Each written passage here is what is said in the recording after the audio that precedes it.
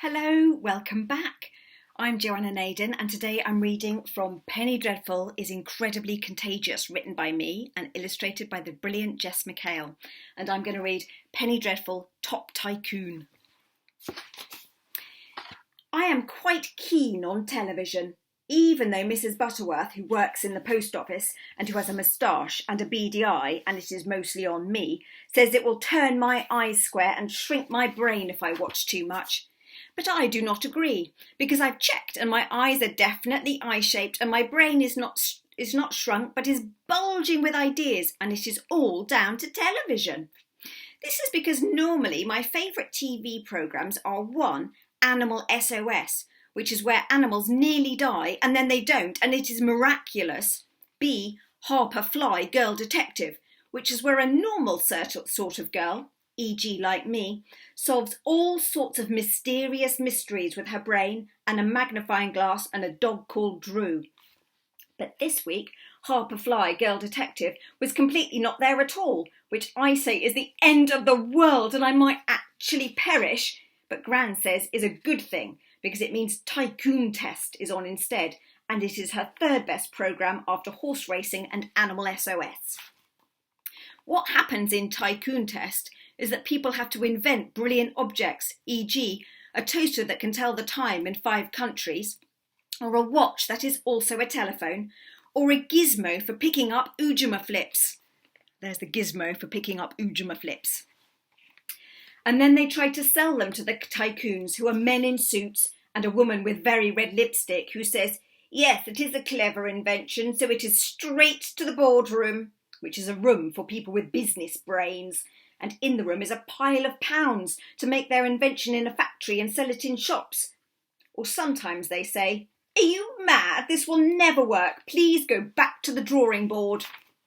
So you see, it is completely brilliant, and Cosmo agrees, even though he does not have a television because his mum Sunflower, who's actually called Barbara, agrees with Mrs. Butterworth about square eyes, which is a miracle because normally they don't agree on even one thing, e.g. Sunflower believes in freedom and self-expression, and Mrs. Butterworth believes in Jesus and rules.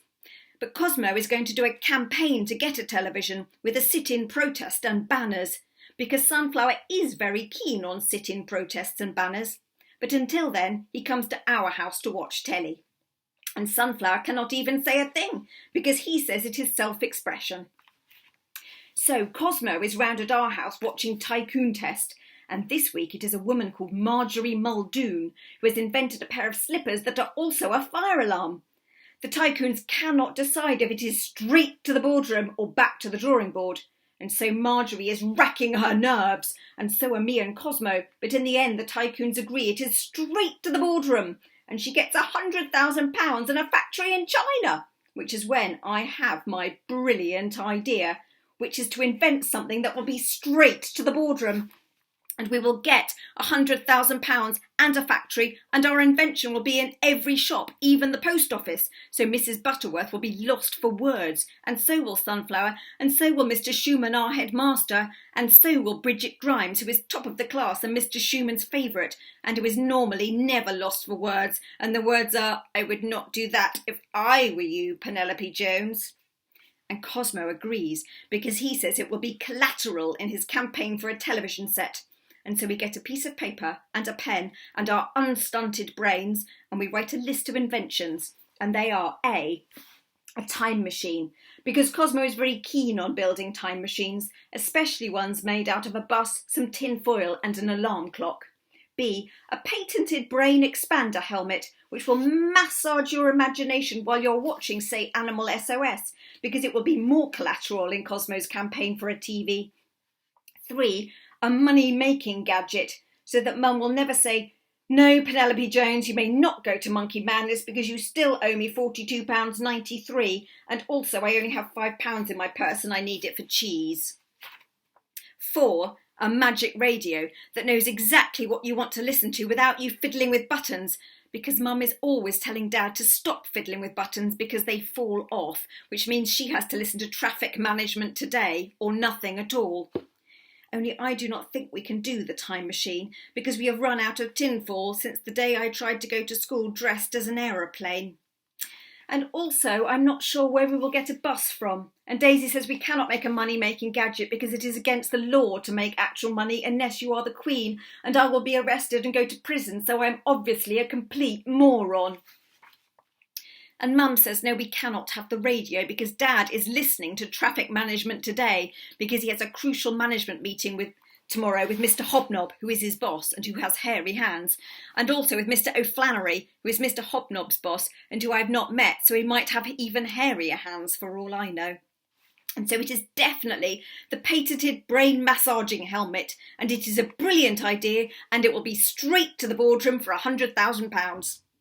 But Cosmo says, before we get to the boardroom, we have to start at the drawing board and design our helmet. So we get some paper and a pen that has 4 colours, only the black does not work from when I drew 17 pictures of the sky at night in a row, and we do our design.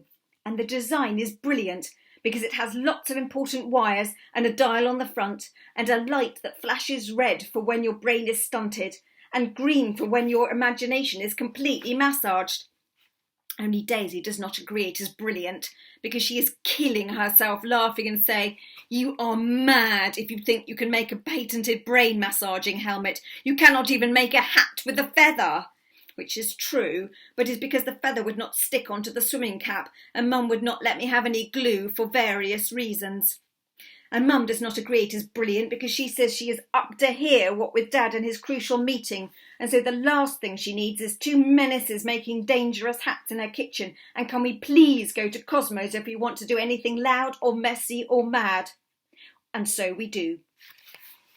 And I'm going to stop there, and you can find out what happens when they go to Cosmo's in the next episode.